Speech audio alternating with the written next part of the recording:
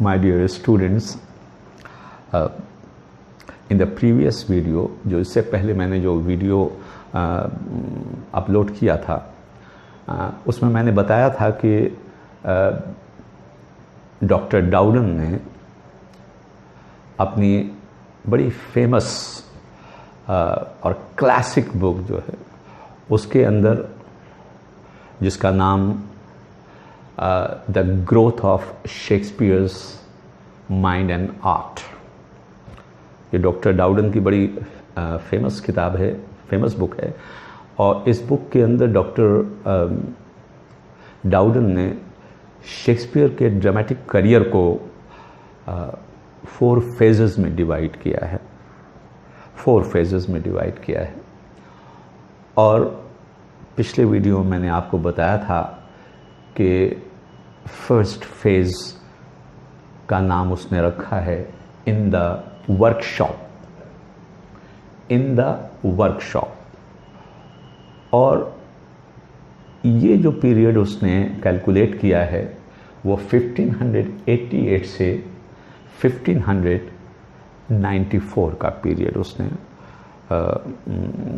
बताया है कि ये 6 ईयर का जो ड्यूरेशन है, ये बिगनिंग था उसके ड्रामेटिक करियर का शेक्सपियर के। और Shakespeare was learning the art of writing, Shakespeare's thinking was immature. Shakespeare was learning stagecraft. He was an inexperienced person in this field. तो जितने भी वर्क उसने लिखे हैं, जो चाहे वो हिस्ट्री के वर्क हों या वो कॉमेडीज़ हों, उसमें बहुत ही इमैच्योरिटी पाई जाती है। जो कैरेक्टर्स हैं वो इमैच्योर हैं और उनमें ज़्यादा सीरियस अंडरस्टैंडिंग ऑफ लाइफ नहीं है, वो उछल कूद करते रहते हैं। These lovers are in comedies specially bumping, thumping, jumping type of lovers हैं। उनके अंदर बॉयिशनेस बहुत ज़्यादा पाई जाती है और there is no serious understanding of life, लेकिन एक ख़ास बात इन कॉमेडीज़ की ये है कि what ever the comedies Shakespeare wrote in the first phase of his dramatic career, in each comedies we find at least 2 pair of lovers, as I told you in the previous video, 2 pair of lovers. And the theme of these comedies is love, and finally this love culminates into marriage, और सब कुछ ठीक हो जाता है। बहुत ज़्यादा seriousness नहीं है, उछल कूद बहुत ज़्यादा है। तो इस पीरियड में जो शेक्सपियर ने जो कॉमेडीज़ लिखी थी उनमें ख़ास तौर से लव्स नेवर लॉस्ट है, कॉमेडी ऑफ एरर्स है, रोमियो एंड जूलियट है, मिडसमर नाइट्स ड्रीम है, और रिचर्ड थर्ड है।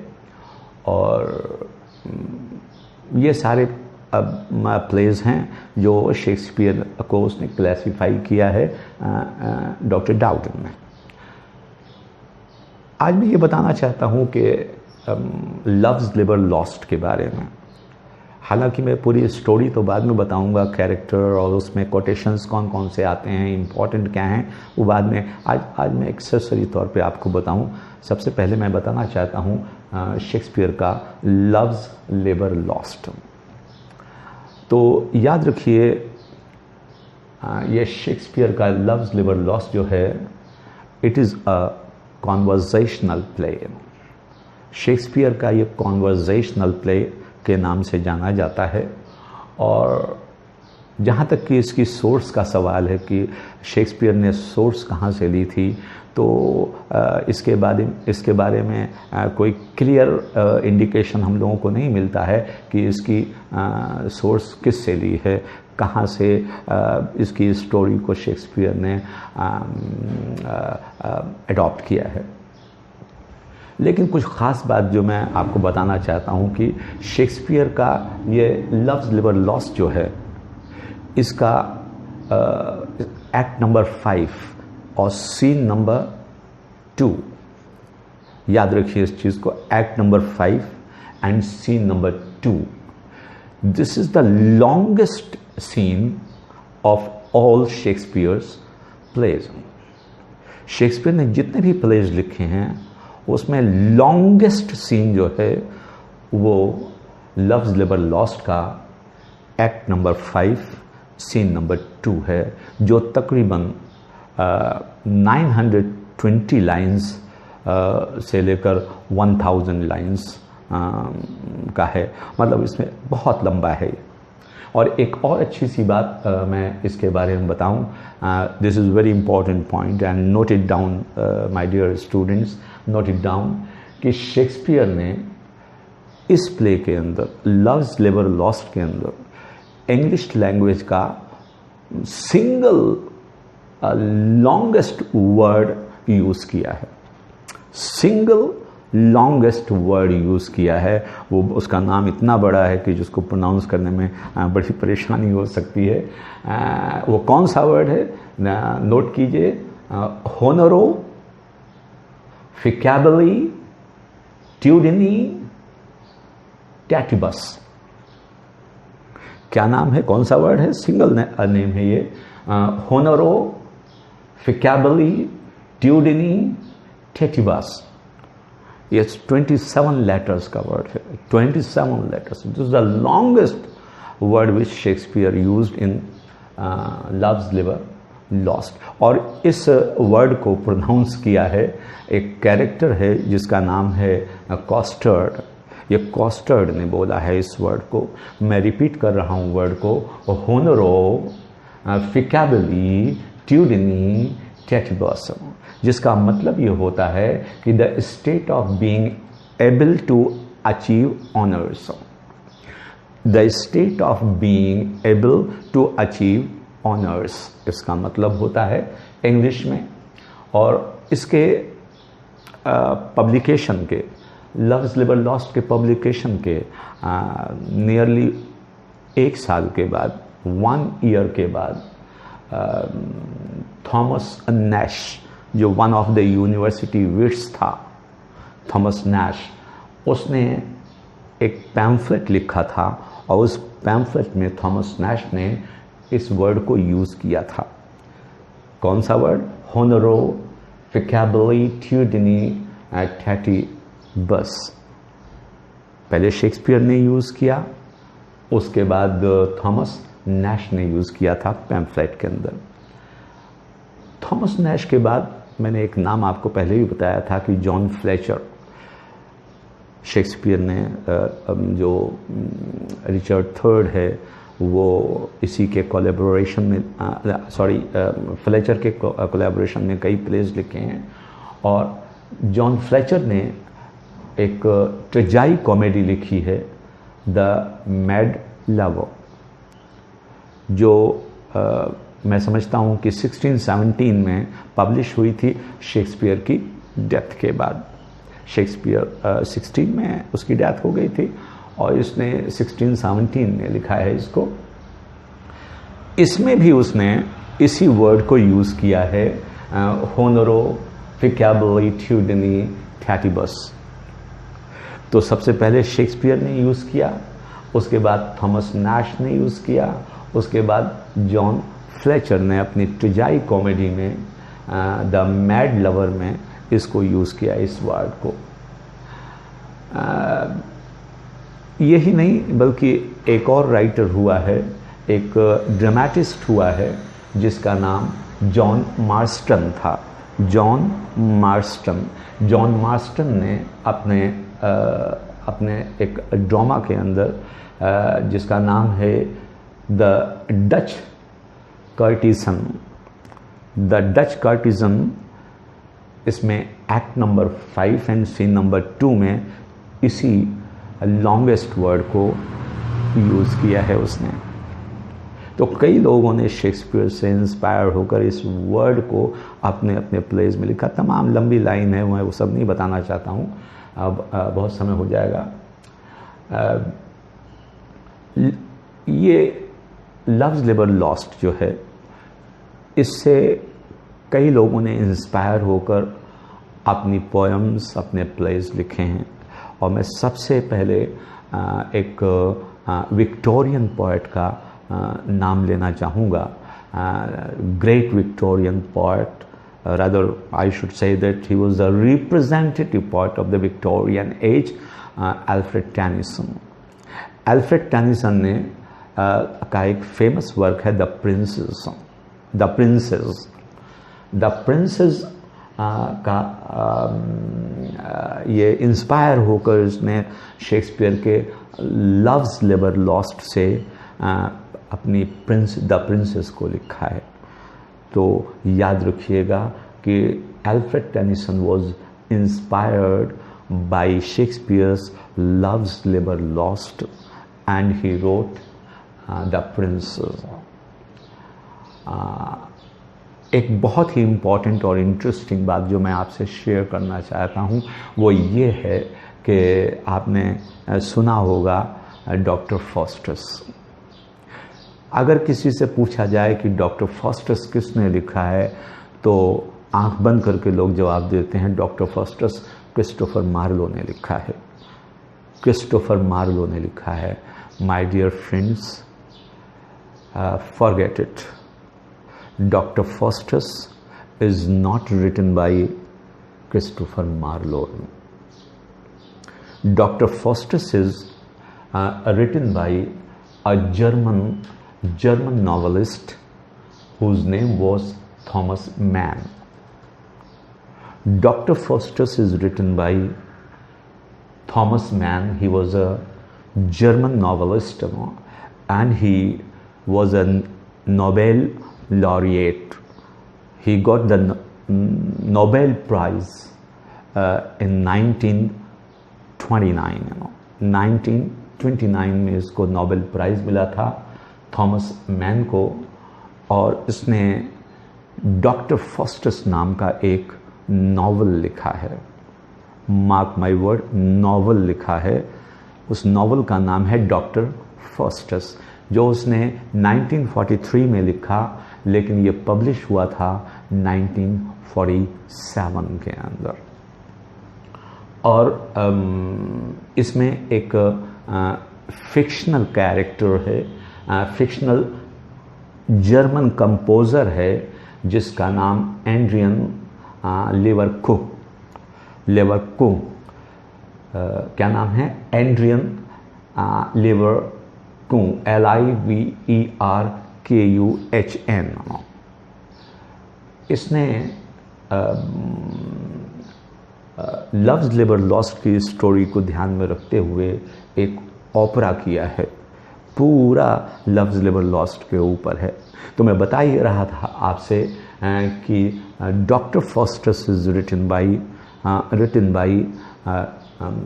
Thomas Mann, that is a novel. तो अगर क्वेश्चन ये आता है कि who is the writer of doctor Faustus, तो अगर उसमें थॉमस मैन दिया हुआ है तो फिर आपको थॉमस मैन लिखना पड़ेगा, अगर उसमें ये मेंशन नहीं किया गया है कि नॉवल है या क्या है। क्योंकि क्रिस्टोफर मार्लो ने जो लिखा है, मेरी बात को ध्यान से सुनिए, क्रिस्टोफर मार्लो ने जो लिखा है उसके प्ले का टाइटल है the tragical history of the life and death of doctor Faustus. मैं रिपीट कर रहा हूँ, ये कंफ्यूज ना हो कि क्रिस्टोफर मार्लो ने भी लिखा है इसी नाम से, लेकिन उसका टाइटल जो है the tragical history of the life and death of doctor Faustus है, जिसको शॉर्ट में कुछ लोग डॉक्टर फॉस्टस कह देते हैं, लेकिन बड़े बड़े एग्ज़ाम्स में ये कन्फ्यूजन क्रिएट हो जाता है। इसलिए जब भी मार्लो के वर्क को आप कहें तो पूरा नाम लीजिए, डॉक्टर फॉस्टर्स मत कहिए, पूरा कहिए the tragical history of the life and death of doctor Faustus. ये मार्लो का वर्क है। और जो नेक्रोमेंसर था वो जब कभी मैं मार्लो कराऊंगा तो आपको समझाऊंगा। लेकिन डॉक्टर फॉस्टर्स जो है ये नॉवल है जिसको थॉमस मैन ने लिखा है, याद रखिएगा। Is it clear to you? हाँ। और दूसरी चीज़ एक और बहुत ही इम्पॉर्टेंट है कि सिंपली लोग इसको क्या कहते हैं, डॉक्टर फॉस्टर्स, डॉक्टर फॉस्टर्स, और दिमाग हमारा जाता है कहाँ पे, फ़ौरन क्रिस्टोफर मार्लो पे जाता है। लेकिन अगर डॉक्टर फॉस्टर्स कोई कह रहा है तो याद रखिएगा वो थॉमस मैन आएगा इसका आंसर। लेकिन अगर वो कहता है कि tragical history of the life and death of Dr. Faustus, that is written a drama and written by Christopher Marlowe. Now अब मैं शेक्सपियर के एक दूसरे प्ले की ओर चलता हूँ जो है जिसका नाम है two gentleman of Verona. Shakespeare ने in the first phase of his dramatic career he wrote two gentleman of Verona. Actually ये इट इज़ अ कॉमेडी और it deals with the theme of friendship and infidelity. दोस्ती और बेवफाई इसका theme है two gentleman of Verona का। और it is Shakespeare's weakest play, याद रखिएगा। यह शेक्सपियर का सबसे कमज़ोर प्ले है माना जाता है, क्योंकि इसके कैरेक्टर्स जो आप देखेंगे वो भी, उनके नाम भी बहुत छोटे छोटे दिए हुए हैं। और ये वीकेस्ट प्ले माना जाता है शेक्सपियर का। इसकी सोर्स जो है, कई सारी इसकी सोर्स हैं। कुछ लोग कहते हैं कि एक पोर्तुगीज़ राइटर था जिसका नाम जॉर्ज डी मॉन्टेमेयर था। George de Montemayor was a Spanish writer, Portuguese writer. उसने एक प्रोज रोमांस लिखा है जिसका नाम Los Siete de la Diana. क्या नाम है उसका? Los Siete de la Diana उसका नाम है, जिसका मतलब होता है the seven books of Diana. The seven books of Diana कहा जाता है कि इस वर्क को कहा क्या जाता है, बल्कि ये सच्चाई है कि ये चूंकि स्पेनिश में था इसलिए इस वर्क को एक फ्रेंच में लैंग्वेज में निकोलस कॉलिंस नाम के एक राइटर ने ट्रांसलेट किया, जो उसने 1578 में किया था नियर अबाउट। किसने? निकोलस कॉलिंस ने उस स्पेनिश या पोर्तुगीज़ राइटर का वर्क जो था उसको फ्रेंच में किया और फ्रेंच से इस वर्क को इंग्लिश में ट्रांसलेट किया बार्थोलोम्यू यंग ने किया। यंग याद रखिएगा, यंग ने किया 1570 इसने किया 15 बल्कि इसने इसको जो इस वर्क को पब्लिश जो हुआ था इसका 1598 में हुआ था। लेकिन ये कहता है कि मैंने अपने वर्क को 16 ईयर पहले ही लिख लिया था, 16 साल पहले ही लिख लिया था, यानी 1582 में लिख लिया था और ये 16 साल के बाद पब्लिश हुआ था। तो कहा यह जाता है कि शेक्सपियर ने इसी प्ले से, इसी वर्क से इसका थीम लिया है टू जेंटलमैन ऑफ वेरोना का। लेकिन इससे ज़्यादा ऑथेंटिक जो सोर्स है कि ये इसकी स्टोरी, इसका प्लॉट किससे लिया है शेक्सपियर ने, तो मैं एक नाम मेंशन करना चाहता हूँ, वो है थॉमस इलियट। थॉमस इलियट ने एक वर्क लिखा जिसका नाम है the book named the governor. The book named the governor. The book named the governor is the primary source of Shakespeare's two gentleman of Verona. याद रखिएगा इस चीज़ को। और सेम स्टोरी, हालांकि ये जो इसकी है टू जेंटलमैन ऑफ वेरोना की, वो बोकेशियो के डेकामेरोन के अंदर भी मौजूद है। तो कुछ लोगों का मानना है कि बोकेशियो का जो डेकामेरोन था, डेकामेरोन, उससे शेक्सपियर ने इसके स्टोरी को लिया है, प्लॉट को लिया है, लेकिन ये बहुत ही ज़्यादा ऑथेंटिक सोर्स नहीं है। ये भी कहा जाता है कि जॉन लाइली का जो यूफियस है, जिसमें एनाटॉमी ऑफ विट जो 1578 में छपा था, शेक्सपियर ने इससे इसका सोर्स लिया है, लेकिन ये भी इतना ऑथेंटिक नहीं है। सबसे ज़्यादा इम्पॉर्टेंट ये है कि आर्थर बुकर्स का the tragical history of Romeo and Juliet जो है, कुछ लोग बताते हैं कि इससे सोर्स लिया है। हालांकि रोमियो और जूलियट नाम आ रहा है, तो हो सकता है कि शेक्सपियर ने रोमियो जूलियट का जो प्लॉट है वो इससे लिया हो। और एक और इम्पॉर्टेंट राइटर हुआ है sir Philip Sidney. Sir Philip Sidney जो है उसका एक वर्क है the countess of Pembroke's Arcadia. तो कुछ लोगों का मानना है कि शेक्सपियर ने इसका प्लॉट जो है इससे लिया है, लेकिन ये बात इतनी ज़्यादा ऑथेंटिक नहीं है, बल्कि इसका जो मेन सोर्स है थॉमस इलियट का the book named the governor, जो 1531 में पब्लिश हुई थी। शायद शेक्सपियर ने इसका थीम इसी से लिया है। इस तरीके से मैं पहले आपको अलग अलग प्लेस के उसके थीम और उसका जो सोर्सेज हैं वो बताऊंगा। उसके बाद फिर स्टोरीज़ बता के इसके जो कोटेशंस हैं वो एक इम्पॉर्टेंट मैं बताऊंगा, उसको एक्सप्लेन करूंगा उसको।